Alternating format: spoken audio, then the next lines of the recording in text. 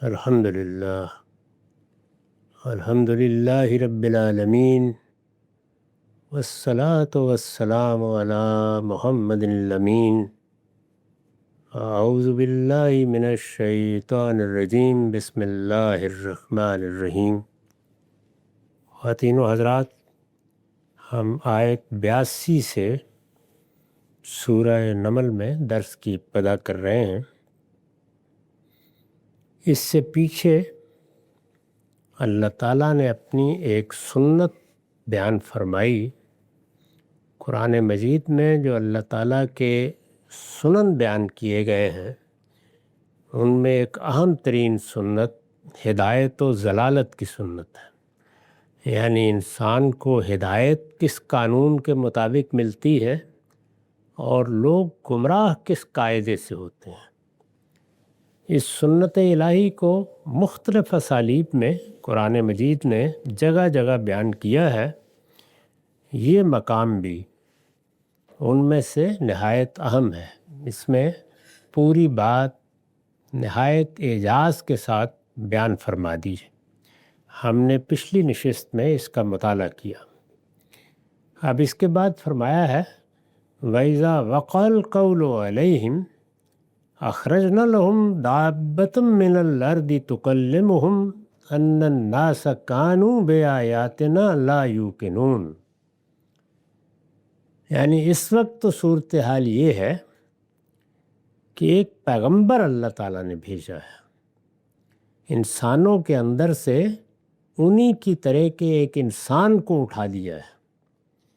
وہ انسان ہے جس کو وہ جانتے ہیں، جس کی زندگی کے بہت سے مراحل ان کی آنکھوں کے سامنے گزرے ہیں۔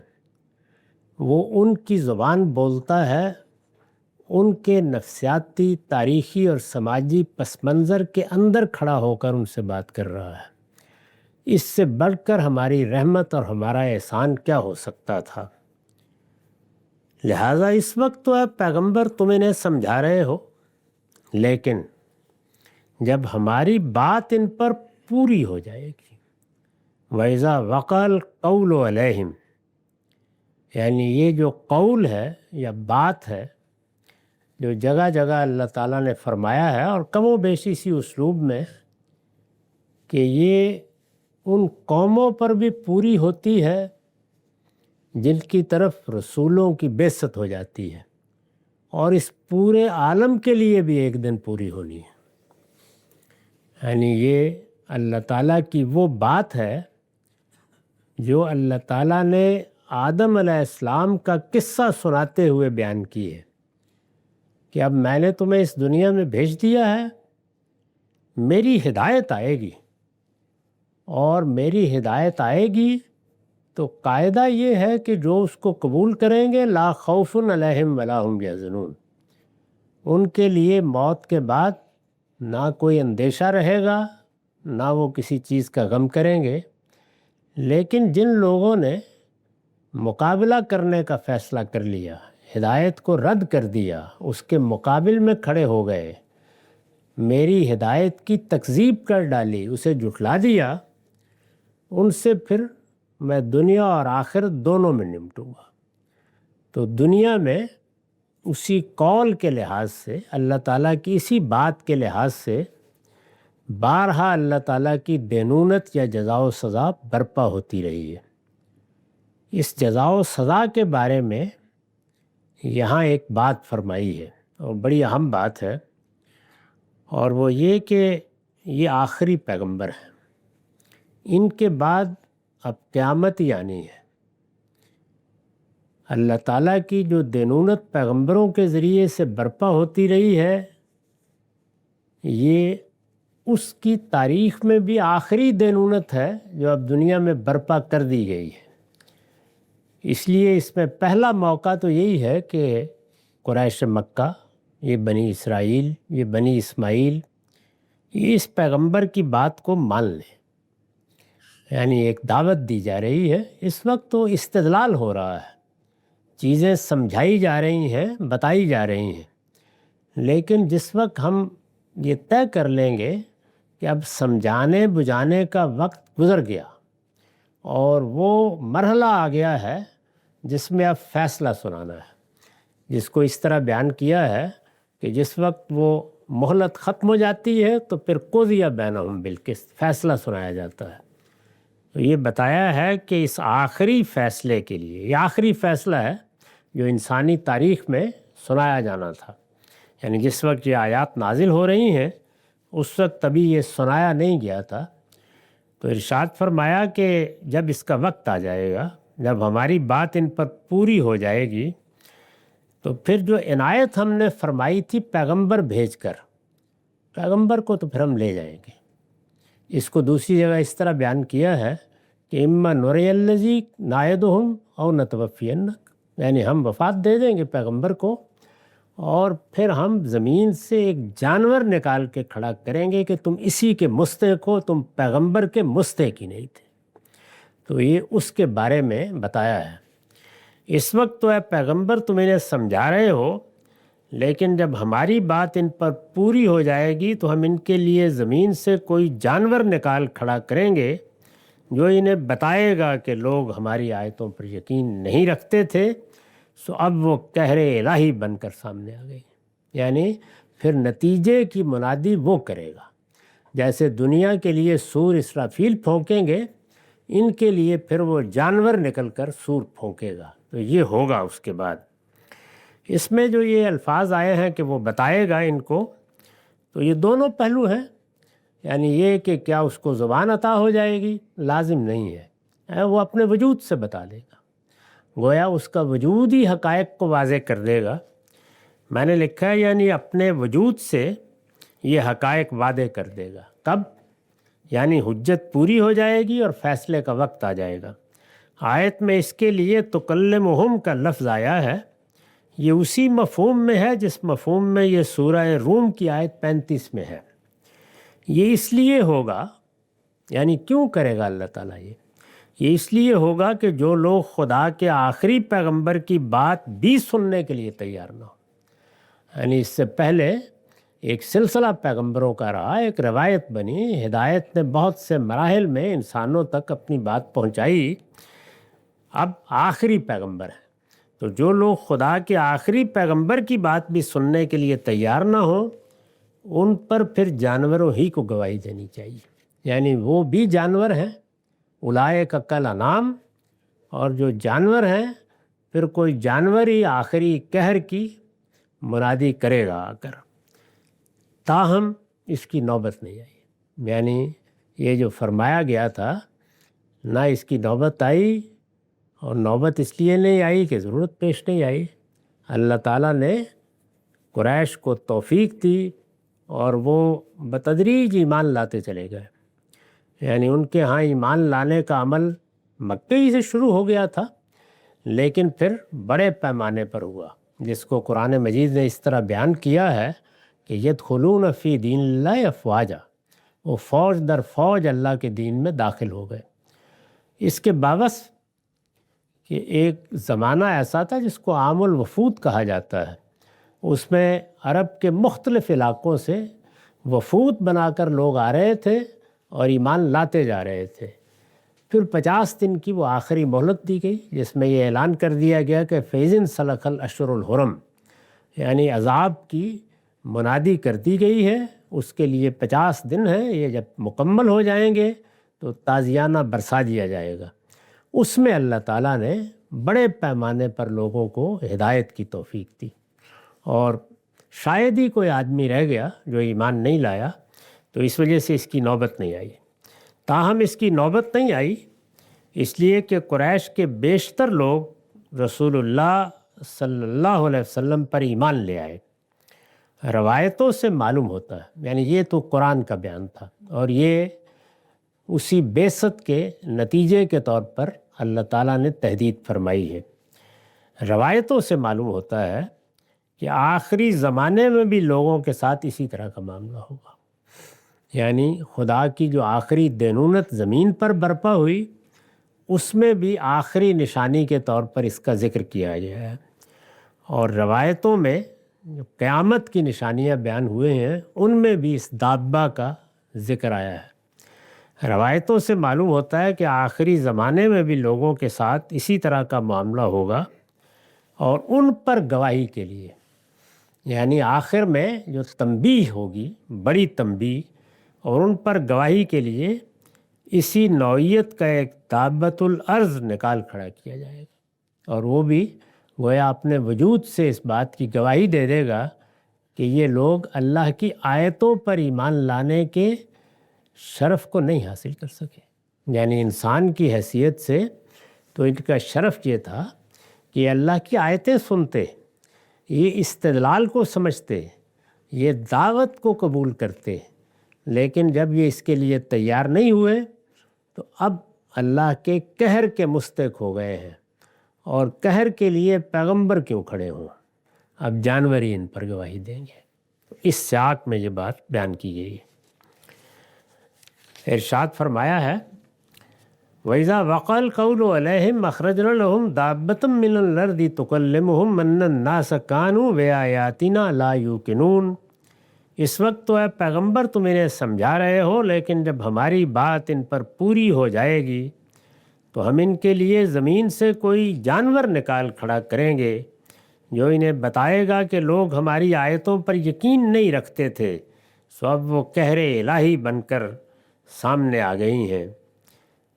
وَيَوْمَ نَحْشُرُ مِنْ كُلِّ أُمَّةٍ فَوْجًا، یہ اس دن کا خیال کریں، یعنی اس دن کا خیال اگر نہیں کر رہے تو اس دن کا خیال کریں، یہ اس دن کا خیال کریں جس دن ہم ہر امت میں سے ایک فوج کی فوج ان لوگوں کی اکٹھی کریں گے، ممن یکذب بآیاتنا فہم یوزعون، جو ہماری آیتوں کو جھٹلاتے تھے، یعنی جھٹلانے والے وہاں فوج در فوج اپنی قبروں سے اٹھ کر حاضر ہو جائیں گے، اور اللہ پروردگار عالم سے بچ کر کوئی شخص نہ کہیں جا سکے گا، نہ اٹھنے سے انکار کر سکے گا، ان سب کو اکٹھا کر لیا جائے گا۔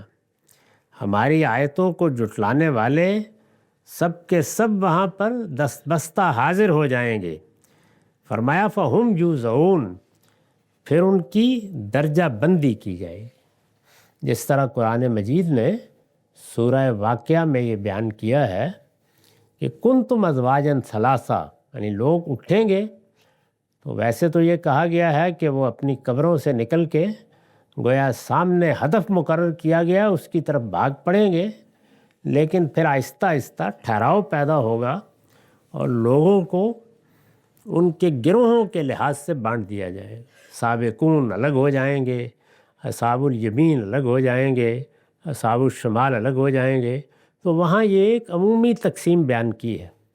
یہاں ارشاد فرمایا کہ یہ منکرین، یہ جھٹلانے والے، یہ پیغمبروں کی تکذیب کرنے والے، ان کو ہم ان کے جرائم کے لحاظ سے وہاں کھڑا کر دیں گے کہ کس کے جرائم کی کیا نوعیت رہی ہے، کون پیچھے چلنے والے تھے، کون حاشیہ بردار تھے، کون بے اصل لیکن شاہ سے بڑھ کر شاہ کے وفادار ہوئے، اور کون تھے کہ جو فرعون اور حامان اور ابو جہل اور ابو لہب بن گئے۔ تو سب کو ان کے جرائم کے لحاظ سے ہم کھڑا کر دیں گے۔ میں لکھا ہے یعنی ہر گروہ کو اس کے جرائم اور ان کی مقدار کے لحاظ سے الگ کر دیا جائے گا، درجہ بندی ہو جائے گی۔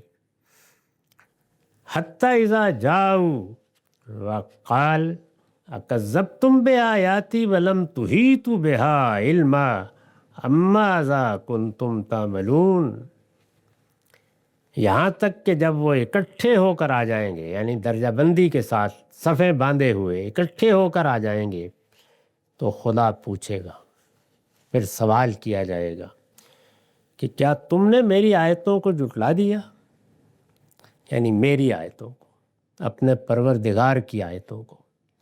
یہ کوئی فلسفی کی حکمت نہیں تھی کہ وہ بیان کر رہا تھا، یہ کسی خطیب کا خطبہ نہیں تھا کہ تم نے چاہا تو پسند کیا اور چاہا تو نہیں کیا، میری آیتوں کو جھٹلا دیا، میرا پیغام، میری ہدایت، میرے پیغمبر لے کر آئے، میرا کلام انہوں نے سنایا، کیا تم نے میری آیتوں کو جھٹلا دیا؟ درحال ہے کہ تمہارا علم ان کا احاطہ نہ کر سکا تھا، یعنی ایسا نہیں ہے کہ علم نے قطعی فیصلہ کر دیا تھا کہ یہ اللہ کی آیتیں نہیں ہیں، ایسا نہیں تھا۔ درا حال ہے کہ تمہارا علم ان کا احاطہ نہ کر سکا تھا۔ یعنی اگر تو فی الواقع یقین کی جگہ پر کھڑے ہو جاتے تو چلیے ایک بات بھی تھی، یہ کوئی عذر بن جاتا۔ تم نے اصل میں اپنے اوہام سامنے رکھے، سننے سے انکار کیا جیسے پیچھے ہے، آنکھیں اندھی کر لیں اور کان بہرے کر لیے، اپنی فطرت کی آواز سننے سے انکار کر دیا۔ یہ کیا تھا تم نے۔ اگر تم علم کی بنیاد پر کوئی فیصلہ کرتے تو ایک بات بھی تھی، تمہارا علم ان کا احاطہ نہ کر سکا تھا۔ یعنی ایسا نہیں ہے کہ علم نے، یعنی انسان کو جو علم کی صلاحیت دی گئی ہے، اس نے ہر پہلو سے جائزہ لے کے ایک ایک چیز کا تجزیہ کر کے آخری فیصلہ سنا دیا تھا کہ یہ تو کوئی گھڑی ہوئی بات ہے، ایسا نہیں تھا۔ یا بتاؤ کہ تم کیا کرتے رہے تھے، ہم ماذا کنتم تعملون۔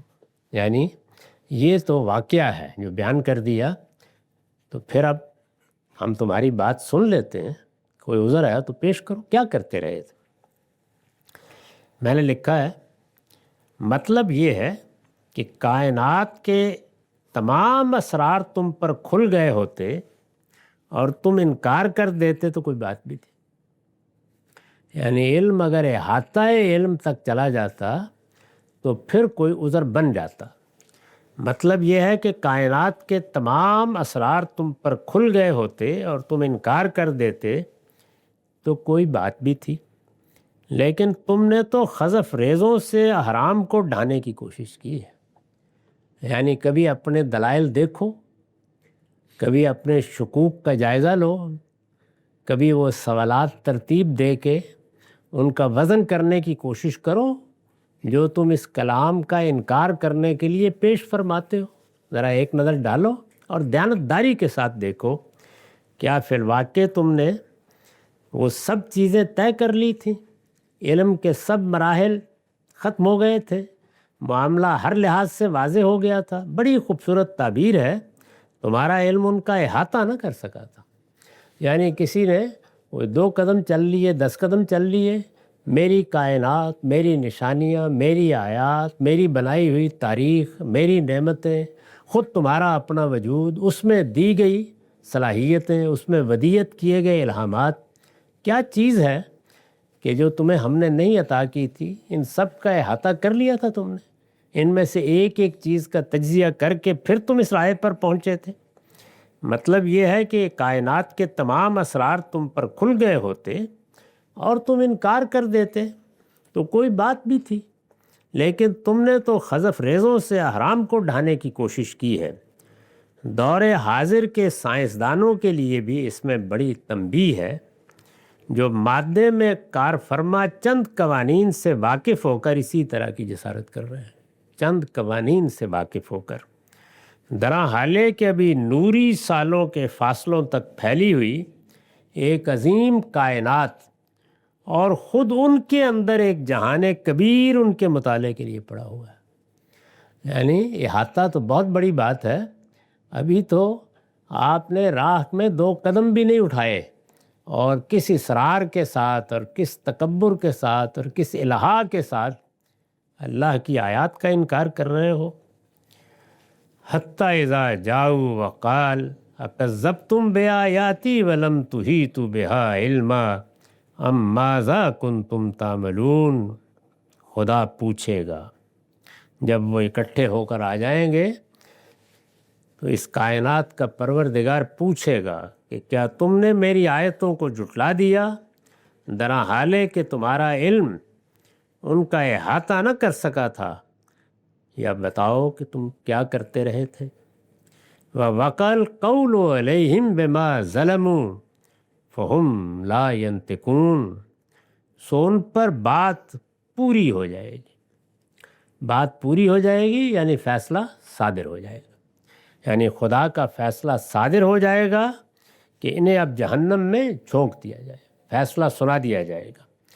یہ ظاہر ہے کہ قرآن بالعموم تفصیلات کی حد تک اسی مرحلے کا ذکر کرتا ہے جس میں اللہ تعالیٰ ٹھیک ٹھیک انصاف کے مطابق، جس کو بیان کیا قضی بینہم بالقسط، اہل جنت کو بھی اہل جنت میں جانے کے لیے ارشاد فرما دے گا، اور ان مکذبین کو بھی کہ ان کا ٹھکانہ کون سی جہنم ہے، یہ فیصلہ ہو جائے گا۔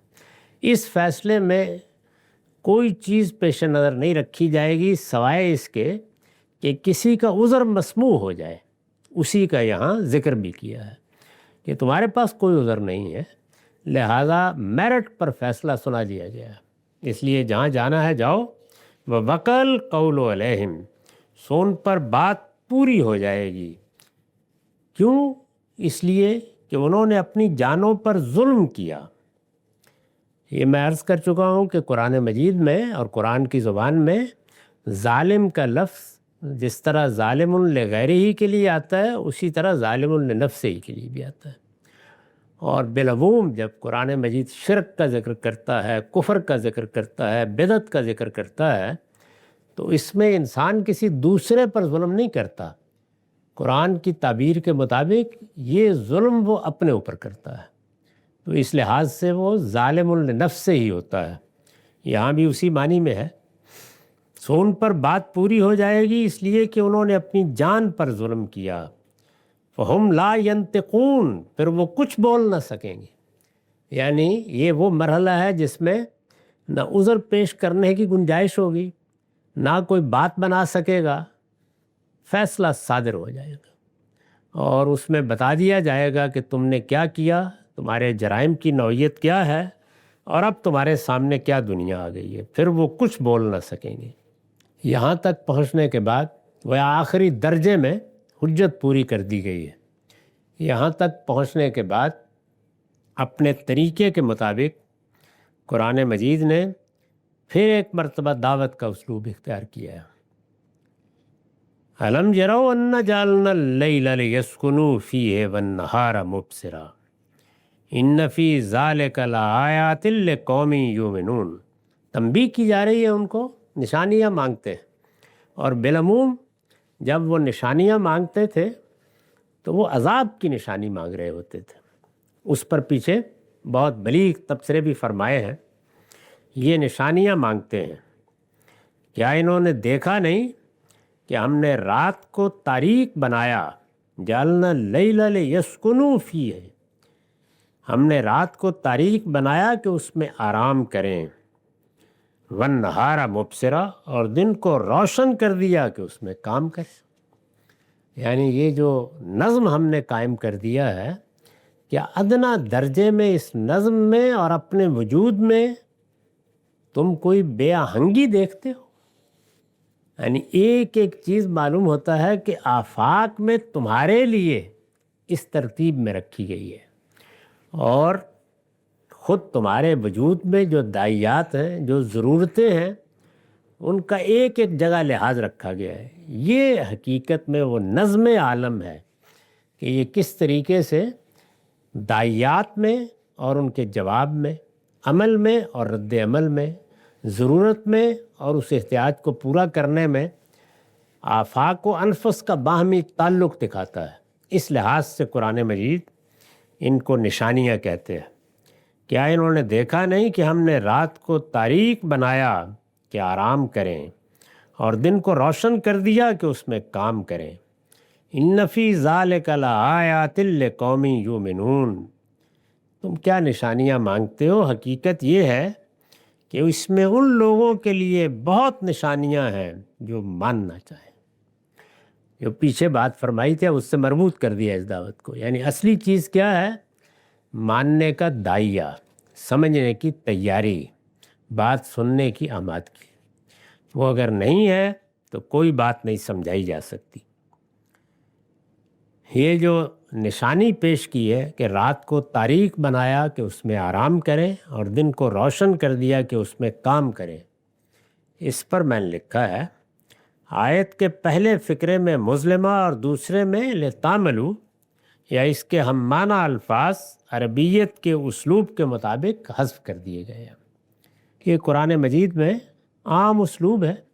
تو دیکھیے یہاں پر بھی زبان کے طالب علم اس کی ایک بڑی ہی خوبصورت نظیر دیکھ سکتے ہیں کہ یہ بات کہ رات کیا بنائی گئی ہے اس کو حذف کر دیا ہے، مظلمہ کا لفظ نہیں ہے، اس کو ہم آگے نہار کے بارے میں مبصرہ کے لفظ سے سمجھ سکتے ہیں، تقابل میں رکھ کر۔ رات کے بارے میں فرمایا لیسکنوا فیہ، کہ اس میں آرام کریں، یہ الفاظ میں بیان کیا ہے۔